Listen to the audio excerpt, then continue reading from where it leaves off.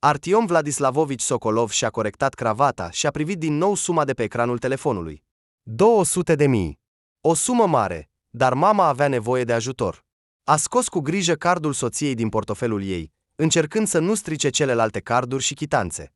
Irina nu a refuzat niciodată să ajute părinții lui, dar în ultima vreme situația lor financiară devenise mai tensionată.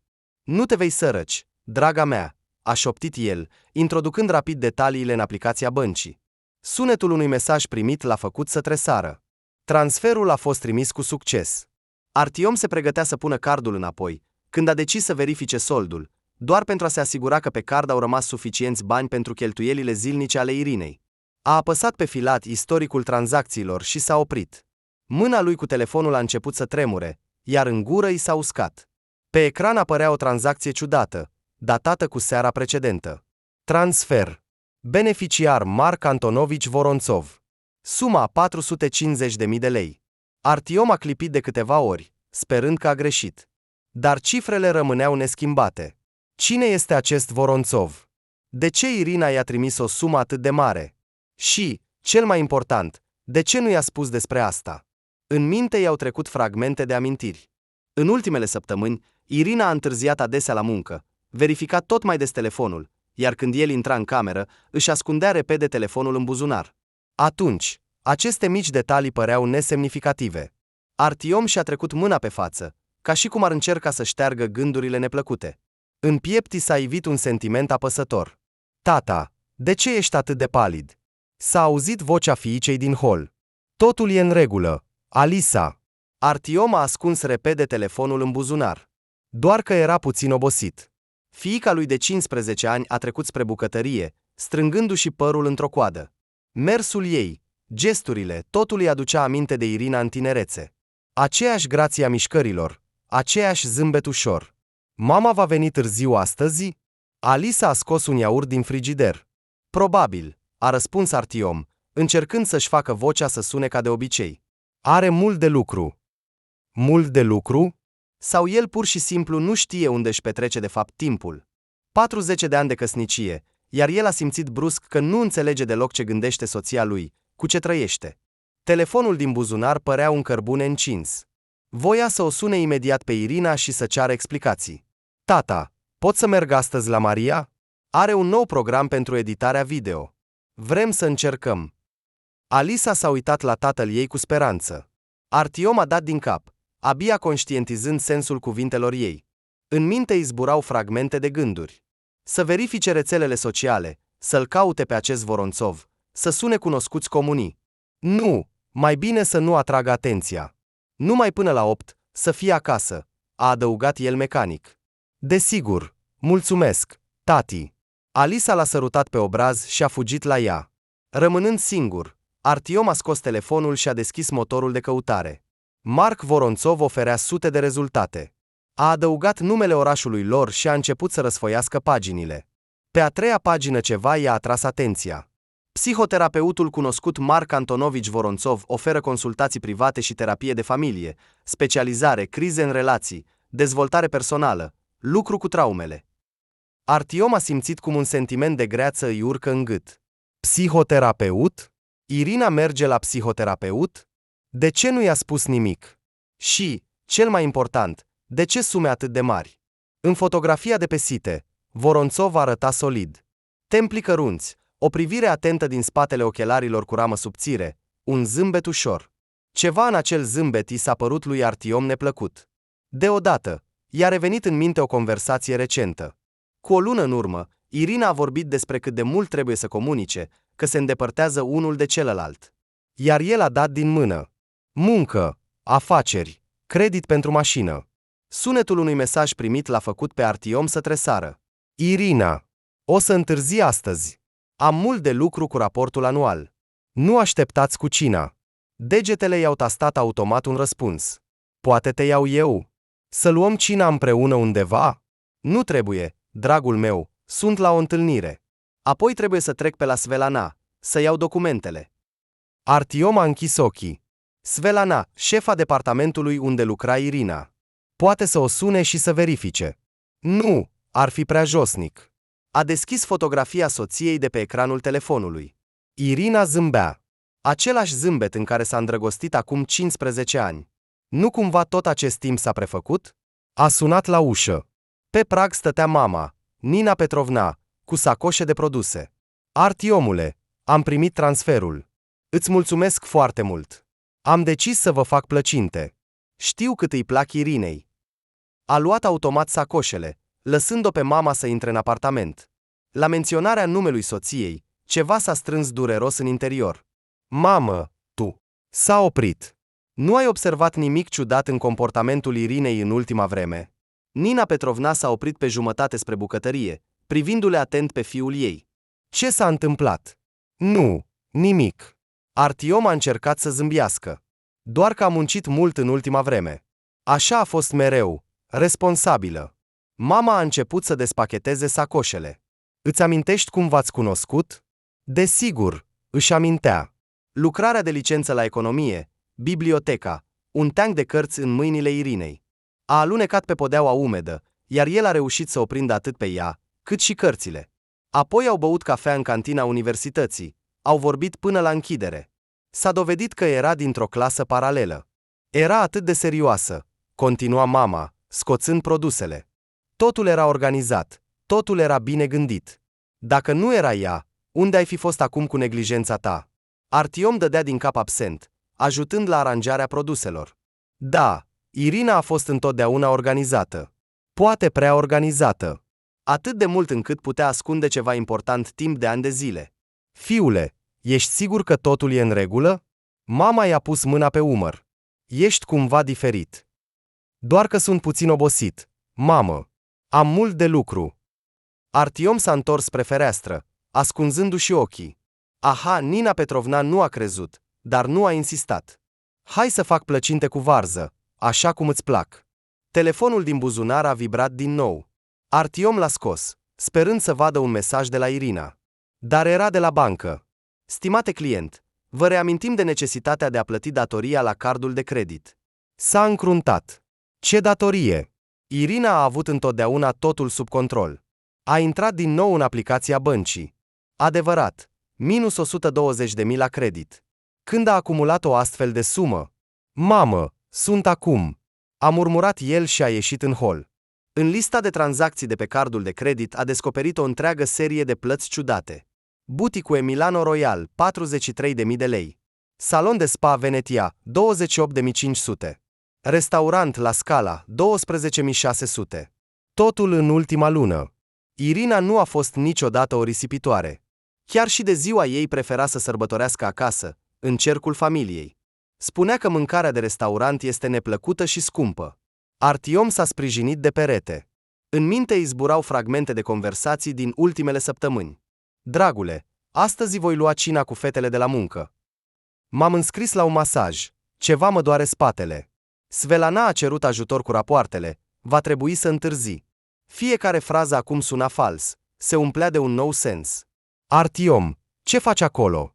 Vocea mamei l-a adus înapoi la realitate. Du-te și ajută la frământat aluatul.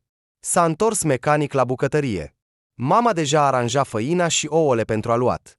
Știi, a început ea, spargând ouăle în bol, mă uit la voi doi și mă bucur. Atâția ani împreună, dar totul e ca la început. Ea te protejează atât de mult. Artiom a fost pe punctul de a lăsa să-i scape punga cu făină. Protejează? Sau își protejează secretele? Îți amintești cum te-a îngrijit când ai avut pneumonie? Continua mama. Nu a dormit nopțile, a fiert supă. Își amintea. Acum 3 ani, iarna, Irina nu s-a despărțit de el, a luat chiar concediu de la muncă. Iar acum 450.000 unui Voronțov. Mamă, a decis Artiom, nu ți se pare ciudat că Irina s-a schimbat în ultima vreme? În ce sens? Nina Petrovna s-a oprit din frământat aluatul. Ei bine, petrece mai mult timp în afara casei. Haine noi, saloane de înfrumusețare. Mama și-a șters mâinile cu un prosop și l-a privit atent pe fiul ei. Doamne, Toma! Unei femei uneori trebuie să-i facă plăcere. Ea nu este doar soție și mamă, ci și femeie. Sau ești împotriva faptului că arată bine? În vocea ei au apărut tonuri stricte. Artiom își amintea acest ton din copilărie. Mama l-a folosit întotdeauna când considera că fiul spune prostii. Nu, desigur, Nu. Artiom s-a întors spre fereastră. Afară, zăpada umedă cădea încet. Doar că înainte se consulta întotdeauna cu mine înainte de achiziții mari. Și tu ai găsit timp să o asculți? În vocea mamei a apărut o duritate neașteptată. Câte ori în ultima lună ați vorbit doar? Nu despre facturi, nu despre școala Alisei, ci pur și simplu. Artiom a tăcut. Dar mama avea dreptate. Nu-și putea aminti când au stat ultima dată seara doar ei doi, ca înainte. Vorbeau despre tot și toate, își făceau planuri, visau. A început el, dar telefonul a vibrat din nou. De data aceasta, un apel. Artiom a ieșit în hol, închizând ușa bucătăriei. Da, dragă. Dragule, îmi pare rău, voi întârzi foarte mult astăzi. Vocea Irinei suna obosit. La Svelana s-a stricat computerul, trebuie să refacem baza de date. Poate va trebui să stau toată noaptea. Minte. Prima dată în 14 ani de căsnicie, el știa cu siguranță. Soția minte. Un nod i s-a ridicat în gât. Poate vin eu. Te ajut. Vocea lui a tremurat trădător. Ce să faci? Nu e nevoie. În telefon s-a auzit un zgomot. Voci amortizate. Numai un specialist se poate descurca. Eu te sun când mă eliberez. Irina. Da, dragul meu. Te iubesc. Pauză. Prea lungă. Și eu te iubesc. În sfârșit a răspuns ea. Nu vă lipsiți de acolo cu Alisa. Conexiunea s-a întrerupt. Artiom se uita la ecranul stins al telefonului. În trecut, ea spunea întotdeauna te iubesc și eu sau te iubesc și eu, dragule. Niciodată doare și eu te iubesc. În buzunarul lui era cardul ei bancar. Trebuia să-l pună înapoi în portofel, înainte ca Irina să observe lipsa. Dar ceva îl reținea. Poate ar trebui să verifice toate tranzacțiile din ultimele luni? Să afle adevărul, oricum ar fi? Artiom, l-a chemat mama din bucătărie. Vino aici, aluatul e gata. A strâns cardul în pumn. Trebuia să ia o decizie chiar acum. Revenind în bucătărie, Artiom s-a așezat la masă și a deschis aplicația băncii. Mâinile îi tremurau ușor. Mamă, voi lucra puțin, bine? Trebuie să verific un raport urgent. Nina Petrovna, înțelegătoare, a dat din cap și s-a apucat de plăcinte, cântându-și ceva sub nas. Iar Artiom răsfoia istoricul tranzacțiilor, cu fiecare minut devenind tot mai palid. În ultimele 3 luni, Irina cheltuise aproape 1.000.000 de lei.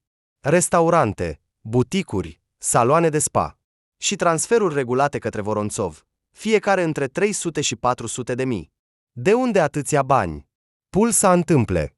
Salariul soției era mai mic decât al lui. Economiile le-au cheltuit recent pe reparații. Cardul de credit era deja în minus. O idee bruscă l-a făcut să înghețe. A deschis aplicația băncii lui, unde își păstra banii pentru achiziția unei mașini noi. A economisit timp de 6 luni. A economisit la tot. Soldul. 124 de lei și 36 de copeici.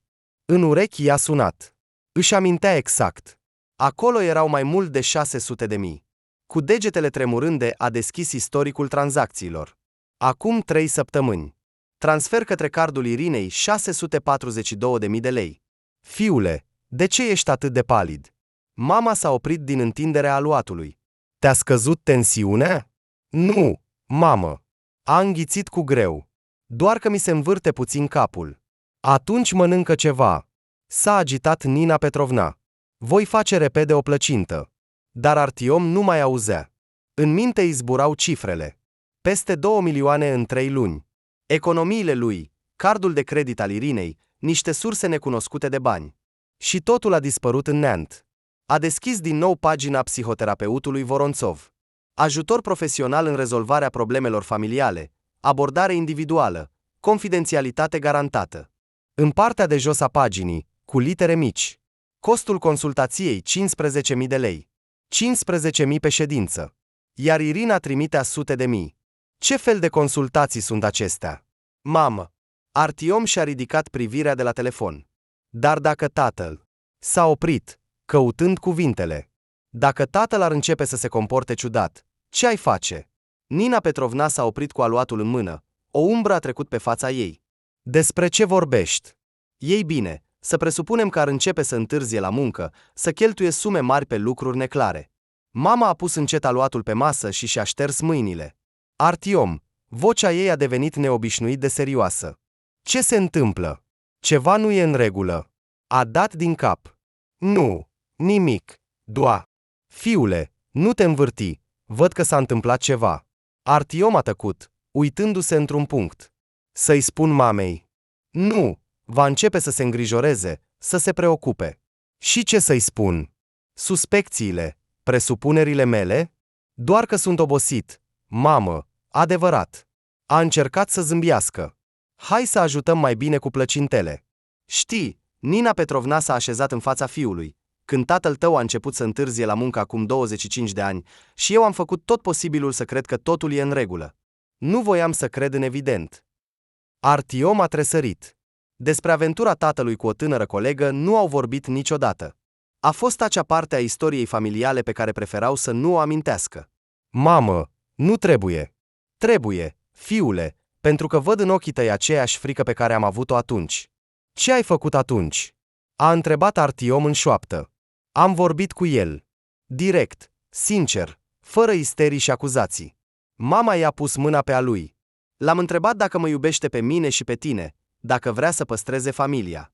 Și a plâns ca un băiat, a cerut iertare, a spus că s-a încurcat. Nina Petrovna a zâmbit trist. Am mers împreună la psiholog, am restabilit încrederea. A fost greu, dar am reușit. Artiom a strâns mâna mamei. Și dacă nu am fi reușit, atunci nu a fost să fie. Dar mai bine să știi adevărul și să iei o decizie decât să trăiești în frică și suspiciuni. În buzunar a vibrat din nou telefonul. SMS de la bancă. Operațiune pe card. Plată 9800 de lei. Restaurant La Scala. Inima i-a sărit un băt. Chiar acum, în acest moment, în timp ce ea vorbește despre baza de date a Svelanei, Irina stă în restaurant.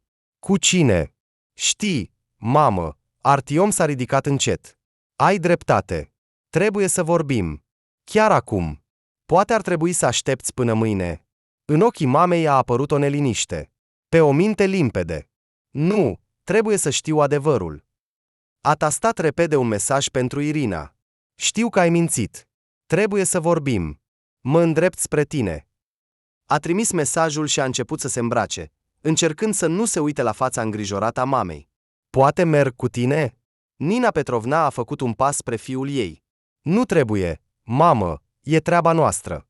Artiom își trăgea haina. Rămâi acasă, Alisa se va întoarce curând de la prietena ei. Telefonul tăcea, Irina nu răspundea la mesaje. Mâinile îi tremurau ușor când căuta cheile de la mașină. Fiule, mama l-a oprit la ușă. Orice s-ar întâmpla, nu face prostii, amintește-ți, aveți o fiică. A dat din cap, incapabil să pronunțe un cuvânt. În minte îi pulsa doar un singur gând. La Scala se află la 15 minute distanță. 15 minute până la momentul care poate schimba întreaga lui viață. La volan, Artiom încerca să-și adune gândurile. Ce va spune când o va vedea? Cu cine este acolo? Cu acest Voronțov? Sau cu altcineva? Orașul de seară plutea pe fereastră cu lumini difuze. La semafor, telefonul a vibrat din nou. Mesaj de la Irina. Artiom, nu face scene. Îți voi explica totul. Așteaptă-mă acasă. A strâns volanul până la albirea articulațiilor. Scene. Se teme de scene. După tot ce s-a întâmplat? Un nou mesaj. Te implor, du-te acasă pentru Alisa. Semaforul s-a făcut verde. Artiom a apăsat pe accelerație. La restaurant mai erau 5 minute de condus. Parcând la restaurant, Artiom a stat câteva minute nemișcat, uitându-se la semnul La Scala. Prin feronerie mari se vedeau mese cu fețe de masă albe, chelneri în costume elegante, vizitatori în ținute de seară. Telefonul a prins viață din nou, apel de la Irina. A respins apelul și a ieșit din mașină. La intrare, un administrator l-a oprit. Bună seara! Aveți o rezervare? Nu, o caut pe soția mea. Vocea suna răgușit. Irina Sokolova. Ar trebui să fie aici. Îmi pare rău, dar nu putem oferi informații despre oaspeți. Eu sunt soțul ei. Artiom a scos pașaportul. Uitați, priviți. Trebuie doar să știu unde este. Administratorul s-a uitat cu neîncredere la pașaport, apoi la Artiom. Așteptați un moment. S-a îndepărtat la recepție și a spus ceva în șoaptă la telefon. Artiom își scana sala, încercând să găsească silueta cunoscută. Locul ei preferat, la fereastră, departe de intrare. Întotdeauna a ales astfel de mese când veneau aici împreună. Din spate s-au auzit pași rapizi. Artyom s-a întors. Irina stătea la câțiva pași de el, într-o rochie de seară neagră, pe care nu o mai văzuse, cu obrazii rumeni, cu frică în ochi. Hai să plecăm. A făcut un pas spre el. Te rog, hai să vorbim acasă. Nu, Artyom a dat din cap. Ajunge cu minciunile. Unde este el? Cine? Irina a palidit. Voronțov. Sau cine este cu tine? Vocea lui tremura. 2 milioane în 3 luni. Irina. 2 milioane. A inclus economiile mele pentru mașină. Ce se întâmplă? Mai încet. A prins mâna lui. Te rog, nu aici. De ce nu aici? Te temi că psihoterapeutul tău va auzi? Artyom, ai înțeles totul greșit. Atunci explică. Chiar acum. Unde sunt acești bani? Unde îi transferi? Și, cel mai important, de ce îmi minți? În ochii Irinei au strălucit lacrimi. Bine, Irina a respirat adânc. Doar nu aici. Hai în mașină. Artyom a urmat-o pe parcurs. În minte era un zgomot. Se uita la spatele ei drept, la mersul ei elegant și nu o recunoștea pe femeia cu care a trăit atâția ani. În mașină, Irina a tăcut mult, jucându-se cu curea din geantă. Îți amintești de Constantin? A spus ea în cele din urmă. Ce Constantin? Fratele meu. Artyom s-a încruntat. Fratele mai mic al Irinei a murit acum 10 ani într-un accident. Aproape nu au vorbit despre el. Era o temă prea dureroasă. Ce legătură are cu Constantin? Fiul lui, nepotul meu, este în viață. Artyom a rămas șocat, uitându-se la soția lui. Ce? Ei bine, ai spus. Credeam că și fiul lui Constantin a murit în acel accident. Am crezut și eu. Irina și-a strâns degetele în pumni. Acum 3 luni, m-a sunat o femeie. A spus că a lucrat în acel spital. Băiatul a fost salvat atunci, dar era în stare gravă, iar apoi s-a întâmplat ceva teribil. A fost adoptat. Ilegal. Au falsificat documentele de deces, iar cele reale. Documentele reale au ajuns la acest Voronțov. El cere bani pentru informații. Șantaj? Artyom a simțit cum totul se răcește în interior. Da, a șoptit Irina. El amenință că va distruge toate dovezile, iar fără ele nu vom găsi niciodată băiatul. De ce ai tăcut? Artyom i-a prins mâna. De ce nu mi-ai spus? M-am temut. Vocea Irinei tremura. Voronțov a spus că dacă spun cuiva, în special soțului sau poliției, va distruge totul imediat. Și atunci nu voi ști niciodată unde este fiul lui Constantin. Iar restaurantele, buticurile, saloanele, acestea sunt condițiile lui. Mă obligă să merg în anumite locuri, să cheltuiesc bani. Spune că așa își verifică capacitatea de plată și disponibilitatea de a plăti în continuare. Dar este o fraudă evidentă. Artyom a lovit volanul cu palma. Cât timp va mai plăti acest nenorocit? Dar dacă nu minte... În ochii Irinei erau lacrimi. Dacă nepotul meu este într-adevăr în viață, trebuie să-l găsesc. Trebuie. Este ultimul lucru pe care îl pot face pentru Constantin. Și cât timp te va mai stoarce? 2 milioane în 3 luni. Irina? Este nebunie. A promis că va preda toate documentele în termen de 1 săptămână. A spus că acesta este ultimul plată. Și tu crezi? Artyom s-a întors spre soția lui. El spune mereu că este ultimul, iar apoi inventează noi condiții. Ce să fac? Irina și-a închis fața în palme. Nu pot pur și simplu să mă retrag. Nu pot abandona căutările. Artyom se uita la soția lui, atât de vulnerabilă acum, atât de pierdută. Toate suspiciunile lui, toată gelozia păreau brusc mărunte și insignifiante în fața durerii ei. Vom merge la poliție, a spus el ferm, chiar acum. Nu, el va distruge totul. Irina, ascultă-mă. Artyom i-a prins umerii. Dacă nepotul tău este într-adevăr în viață, el poate fi găsit pe căi legale. Există baze de date, există specialiști. Și dacă este o fraudă, acest om trebuie oprit. Îmi este frică, a șoptit ea. Îmi este frică să nu pierd singura șansă. Și mi este frică să te pierd pe tine. Artyom a tras-o spre el. Ești complet epuizată, ai slăbit, aproape că nu dormi. Trebuie să se termine asta. Iartă-mă. Irina s-a așezat pe umărul lui. Pentru minciună, pentru bani. Pur și simplu nu am știut cum să fiu. Vom reuși împreună. El îi mângâia părul. Dar fără secrete, bine? În acel moment, telefonul Irinei a sunat. A tresărit și l-a scos din geantă. E aici, la restaurant. Vocea ei tremura. Scrie că dacă nu mă întorc în 5 minute, afacerea se anulează și toate documentele. Excelent! Artiom a deschis hotărât ușa mașinii. Asta înseamnă că vorbim cu el chiar acum. Stai. Irina l-a prins de mână. Nu înțelegi, el este o persoană foarte influentă. Cu atât mai bine. Înseamnă că are ce pierde. Artiom era neclintit. Unde stă? La o masă din colț, lângă fereastră, în costum gri. Irina vorbea aproape în șoaptă. Hai să nu facem asta azi, să ne gândim bine. Nu, e destul cu fuga, e destul cu frica. Hai să mergem. A luat-o de mână. Degetele ei erau reci ca gheața. La restaurant, administratorul i-a oprit din nou, dar Artiom a trecut cu încredere pe lângă el, conducând-o pe Irina spre masa din colț. Marc Voronțov era exact așa cum apărea în fotografie. Templii cărunți, ochelari cu ramă subțire, un zâmbet condescendent. Iată-o pe minunata noastră Irina. Voronțov a ridicat un pahar cu vin. Și, după cum înțeleg, soțul ei? Luați loc. Nu, mulțumesc. Artiom și-a pus mâinile pe spătarul scaunului de vis-a-vis. Vorbiți așa. Despre cum o șantajați pe soția mea. Zâmbetul lui Voronțov s-a lărgit. Ce cuvinte mari!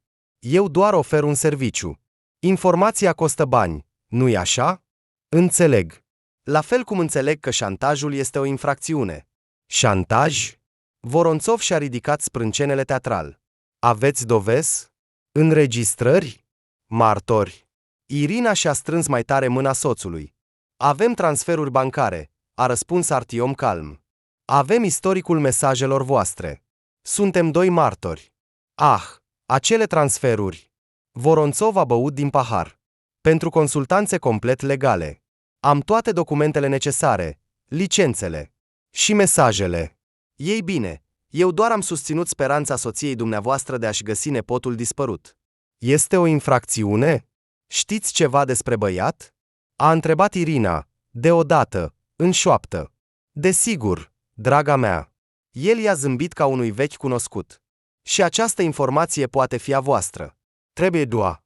Nu, l-a întrerupt Artiom. Niciun ban în plus. Voronțov a pus încet paharul. În acest caz, mă tem că discuția s-a încheiat. Păcat, foarte păcat. Chiar păcat, a spus Artiom, scoțând telefonul. Pentru că acum voi suna la poliție, iar apoi eu și soția mea vom merge la procuratură și la jurnaliști. Amenințări goale, s-a strâmbat Voronțov, dar în ochii lui a apărut o umbră de îngrijorare. Ești un om inteligent, a continuat Artiom. Înțelegi că mai devreme sau mai târziu, cineva dintre clienții tăi nu va mai rezista, și atunci totul va ieși la iveală, și despre consultanțele false, și despre șantaj. Vrei să riști reputația ta? Zâmbetul a dispărut complet de pe fața psihoterapeutului. Ce vrei? Vocea lui Voronțov a devenit aspră. Adevărul.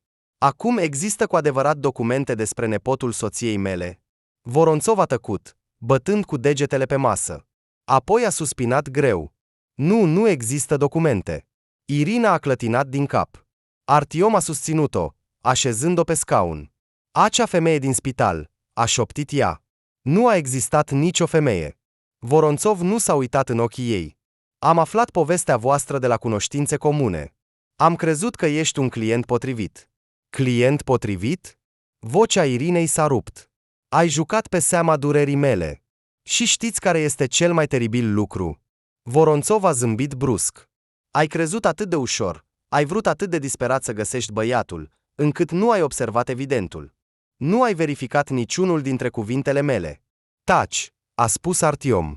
Iată ce vom face. Vei returna toți banii. Până la ultimul leu. De ce? Altfel, mâine voi fi la poliție. Cu extrasele tuturor transferurilor. Cu corespondența.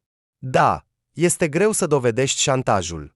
Dar publicitatea nu îți va folosi la nimic. Așa-i, domnule psihoterapeut? Voronțov a bătut cu degetele pe masă. Să presupunem. Cât este totul? 2.140.000, a spus Irina încet. Bine, a spus Voronțov, scoțând telefonul. Facem transferul chiar acum. Și încă, Artiom s-a aplecat spre el. Nu te vei mai apropia niciodată de soția mea. Niciun apel, mesaje, întâlniri întâmplătoare. Desigur, psihoterapeutul deja scria ceva pe telefon. Iată, primul transfer. Restul îl vei primi mâine până la prânz. Telefonul Irinei a sunat, confirmând primirea banilor. Hai! Artiom a ajutat-o pe soție să se ridice. Nu mai avem ce căuta aici. Știți, a spus brusc Voronțov pe drumul lor, băiatul ar fi putut supraviețui, teoretic. La revedere, a spus Artiom, conducând-o pe Irina. În mașină, Irina a început să plângă. Toate aceste luni de tensiune, speranță, frică, totul s-a prăbușit. Sunt atât de proastă, a suspinat ea. Cum am putut să cred? Nu ești proastă, a spus Artiom, îmbrățișând-o. Ai iubit foarte mult fratele tău. Și ai vrut să crezi. Dar tu? Probabil că nu ai gândit la fel. Aceste restaurante, cheltuielile. A fost așa, a spus el cu un zâmbet trist. Am fost pe punctul de a o lua razna când am văzut transferurile. Iartă-mă, iartă-mă pentru tot. Și tu pe mine. Că nu am observat cât de rău ți este, că nu am întrebat, că nu am înțeles. În buzunar a vibrat telefonul. Un mesaj de la mama. Ce faceți? Haideți acasă. Artiom a pornit mașina. Mama acolo o nebunește, probabil. Pe drum, Irina a tăcut, uitându-se pe fereastră. Numai odată a întrebat. Dar dacă Voronțov are dreptate, dacă teoretic. Nu, a întrerupt-o bâlând Artiom. Nu începe din nou. Dacă există o șansă să-l găsim pe nepotul tău, vom căuta. Pe căi legale. Prin baze de date, prin cereri oficiale. Te voi ajuta. Adevărat? Desigur, suntem familie. La intrarea în bloc, a observat o siluetă cunoscută. Mama îi aștepta, în ciuda orei târzii. Se pare că ne așteaptă o discuție serioasă, a suspinat Artiom. Și plăcinte. Pentru prima dată în seara aceea, Irina a zâmbit slab. Nina Petrovna i-a întâmpinat la intrare. Ei, în sfârșit. Am șters toate feroneriile, așteptând mașina voastră. A îmbrățișat mai întâi pe Irina, apoi pe fiul ei. Hai acasă. Plăcintele sunt gata. Alisa a sunat, a spus că va dormi la o prietenă, fac un proiect școlar. În apartament mirosea a cozonaci și scorțișoară. S-au așezat în bucătărie, atât de epuizați, dar deja liniștiți. Irina a povestit povestea ei, înghițind lacrimi. Nina Petrovna a ascultat în tăcere, doar a dat din cap. Știi ce? A spus ea în cele din urmă, îmi amintesc acel accident. Și asistenta. O roșcată, foarte tânără. Irina s-a oprit cu ceașca la buze. Asistenta roșcată? A întrebat Irina. Da, încă mai purta niște documente, se agita. Apoi, îmi amintesc, a dispărut brusc. Se spunea că a demisionat. Mamă, poți să o descrii mai în detaliu? Artiom s-a aplecat înainte. Tânără, cam 25 de ani. Părul roșu, creț. Și un semn de naștere aici. Nina Petrovna a arătat pe obraz. Foarte vizibil. Doamne, a șoptit Irina, înseamnă că ea chiar a existat. Dar nu începe din nou. Artiom i-a luat mâna. Nu înseamnă nimic. Dar dacă găsim această asistentă. În acel spital cu siguranță au rămas niște înregistrări, a continuat Nina Petrovna. Dosarele personale ale angajaților se păstrează mult timp. Asta e deja ceva concret, a dat din cap Artiom. Nu sunt invențiile lui Voronțov, ci o urmă reală. Dar să nu facem asta azi. A strâns mâna soției. Acum toți avem nevoie de odihnă. Irina a dat din cap, dar în ochii ei deja strălucea o determinare cunoscută. Artiom a înțeles. Acum nu se va opri. Dar de data aceasta va fi alături de ea. De data aceasta vor căuta împreună. Dar plăcintele s-au răcit complet? S-a panicat Nina Petrovna. Acum le încălzesc. Târziu noapte, când Nina Petrovna a plecat acasă, Artiom și Irina stăteau în întunericul bucătăriei. Numai lampa de deasupra aragazului lumina. Știi, a spus Irina încet, când Constantin a murit, mi-am promis că nu-l voi părăsi niciodată pe fiul lui. Apoi ni s-a spus că băiatul a murit și parcă am murit și eu în interior. De aceea ai crezut atât de ușor lui Voronțov? Da, a fost o șansă de a îndrepta ceea ce nu am protejat atunci. Artiom a îmbrățișat-o pe soție. Vom găsi adevărul, oricum ar fi. Dar fără minciuni între noi. Ești de acord? De acord. S-a așezat pe umărul lui. Mulțumesc că nu ai plecat azi. Dimineața, Artiom s-a trezit de sunetul unui mesaj primit. Voronțov și-a ținut cuvântul. Restul sumei a fost transferat pe cardul Irinei. Soția nu mai dormea. Stătea la laptop, răsfoind arhivele știrilor de acum 10 ani. A găsit un articol despre accident, a spus ea, fără să se întoarcă. Și o fotografie de la locul accidentului. Uite! În fotografie se vedea o mașină răsturnată și oameni în halate medicale. În fundal, cu adevărat, apărea o femeie cu părul roșu. Poate ar trebui să începem cu departamentul de resurse umane al acelui spital? A sugerat Artiom. Am scris deja o cerere, aștept răspunsul. La micul dejun s-a întors Alisa. Intrând în bucătărie, s-a oprit, uitându-se la părinți. Ce s-a întâmplat? Aveți fețe așa? Așează-te, draga mea. Artiom a tras scaunul. Trebuie să-ți spunem o poveste. Despre unchiul Constantin? Alisa s-a uitat atent la mamă. Am văzut cum ai plâns ieri pe lângă fotografiile lui. Irina a tresărit. Nu ai dormit? M-am trezit noaptea. Am auzit voci și apoi te-am văzut cum stai în sufragerie cu albumul. Da, draga mea. Despre unchiul Constantin. Și despre verișorul tău. Le-au spus totul lui Alisa. Despre acea zi fatidică, despre fratele Constantin, despre evenimentele recente cu Voronțov. Fata a ascultat în tăcere, doar ochii ei deveneau din ce în ce mai mari. Deci, eu pot avea un frate? A întrebat ea în cele din urmă. Viu.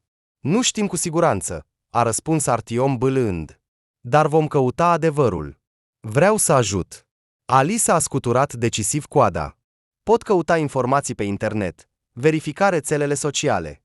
Numai să nu neglijezi școala, a amintit Irina. Mama, asta e mai important decât un test la algebră. Nu, draga mea, totul este important, și nu ne grăbim. O săptămână mai târziu, a venit răspunsul de la spital. În arhive a fost găsit dosarul personal al acelei asistente cu părul roșu, Marina Gravtsova. A demisionat din proprie voință cu o lună după. Avem o adresă. Irina i-a arătat soțului documentul. Adevărat. Vechi. Să începem cu el. Vom merge în weekend? Pot veni și eu. Alisa s-a desprins de carte. Nu, soare. Mai întâi vom verifica totul noi, eu și tata. Sâmbătă, s-au dus la adresa indicată. O clădire veche cu 5 etaje la marginea orașului. În hol mirosea pisici și varză fiartă. Apartamentul 47, a citit Artiom. Etajul 3. Ușa a deschis o femeie în vârstă. La cine? Căutăm pe Marina Gravtsova. A locuit aici acum 10 ani. Ah, Marinuța! Femeia a suspinat. Dumnezeu să o ierte. Irina l-a prins pe soț de mână. Ce s-a întâmplat cu ea? Cancer, drăguță. A murit acum 3 ani. Și rudele? A întrebat Artiom. Poate au rămas niște lucruri, documente? Sora a luat totul, a dus în Novosibirsk. Pe drumul de întoarcere, au tăcut. O altă legătură s-a rupt. Seara, Irina răsfoia fotografii vechi. Uite! A întins soțului o poză. Asta e Constantin cu fiul lui. Cu o săptămână înainte de accident. În fotografie, un bărbat tânăr ținea în brațe un băiețel cu părul deschis. Amândoi zâmbeau. Acum ar trebui să aibă 12 ani, a spus Irina încet. Interesant, pe cine seamănă? Artiom a îmbrățișat-o pe soție. Nu ne vom da bătuți. Mai sunt arhivele spitalului și rapoartele poliției. Putem angaja un detectiv particular. Dar banii? Vom găsi. Voi vinde mașina. Dar asta e mai important. Duminică, la ei a venit Nina Petrovna. Văzând fotografiile întinse pe masă, a suspinat. Căutați tot? Mamă, a spus brusc Artiom, nu-ți amintești pe cineva din acel spital? Medici și asistente? Să mă gândesc. A fost un doctor Mihailov, cărunt, cu ochelari. El l-a operat pe Constantin. Mihailov? Irina a notat repede numele. Nu-ți amintești prenumele? Cred că Serghei. Era un doctor bun, atent. Artiom și Irina s-au privit. O altă legătură. Până seara, luni, au găsit doctorul Mihailov. Încă lucra la o clinică privată în cealaltă parte a orașului. Ne programăm pentru o consultație. a sugerat Artiom. Nu, a clătinat din cap Irina. Mai bine așteptăm să termine programul. Așa va fi mai corect. Au ajuns la clinică la sfârșitul zilei de lucru. Doctorul în vârstă a ieșit printre ultimii. Serghei Dmitrievici, l-a strigat Irina, putem vorbi cu dumneavoastră? Doctorul s-a întors, s-a uitat cu atenție. Doamne, Irina, sora lui Constantin Vorobiev? Îți amintești? Astfel de cazuri nu se uită. S-au așezat într-o cafenea mică de vis-a-vis de clinică. Doctorul Mihailov a ascultat cu atenție povestea Irinei. Da, îmi amintesc de acea asistentă roșcată, a spus el, când ea a terminat. Marina era ciudată. După acea noapte, parcă a fost înlocuită. Ce s-a întâmplat în acea noapte? A întrebat Artiom în șoaptă. Băiatul a fost adus într-o stare gravă. Ne-am luptat câteva ore. Apoi a tăcut, uitându-se în ceașcă cu cafea rece. Ce s-a întâmplat apoi? Marina era de serviciu în acea tură. Și o altă asistentă, Vera Nicolaevna. Ea nu mai este în viață. S-a uitat la Irina. Poate ar trebui să știți adevărul. Băiatul acela a supraviețuit, a spus doctorul Mihailov încet. Dar în documente a fost înregistrat altfel. Irina a palidit. De ce? În acea noapte a venit o familie din capitală, oameni bogați, influenți. Copilul lor propriu murea din cauza unei malformații congenitale. Doamne! A șoptit Irina. Am aflat despre toate acestea mai târziu. Marina a lăsat gura să-i scape înainte de a demisiona. Au falsificat documentele, băiatul a fost dus la capitală. Artiom i-a strâns tare mâna soției.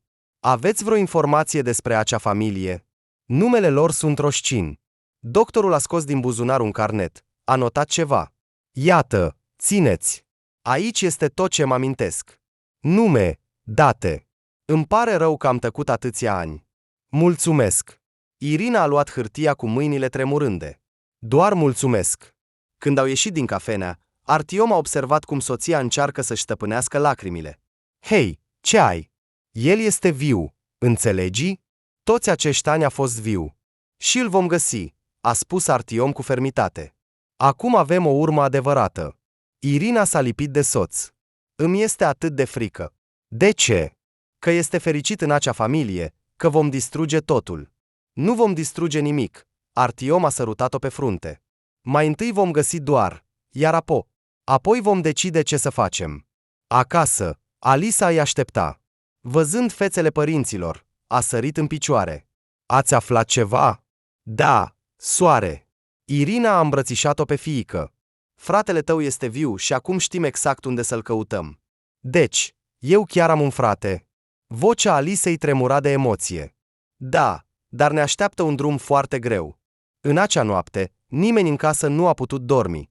Fiecare se gândea la băiatul care trăia undeva în capitală și nu bănuia nimic despre trecutul său. A doua zi, Artiom a luat liber. El și Irina stăteau la laptop, studiind tot ce puteau găsi despre familia Roșcin. Uite, Irina a arătat spre ecran. Andrei Pavlovici Roșcin, om de afaceri. Soția Elena. Fiul Maxim, 12 ani. Acesta este el. Artiom se uita la fotografia băiatului cu părul deschis de pe site-ul unei școli private. Aceleași ochi ca ai lui Constantin. Un elev model în clasă, câștigător al olimpiadelor de matematică. Ca tatăl lui, a spus Irina încet. Constantin câștiga și el la toate olimpiadele. Ce vom face mai departe? A întrebat Artiom. Vom merge la capitală. Trebuie să-l văd măcar de la distanță. Și apoi? Nu știu. Irina a închis laptopul. Poate doar să mă asigur că este bine, că este fericit. A sunat la ușă.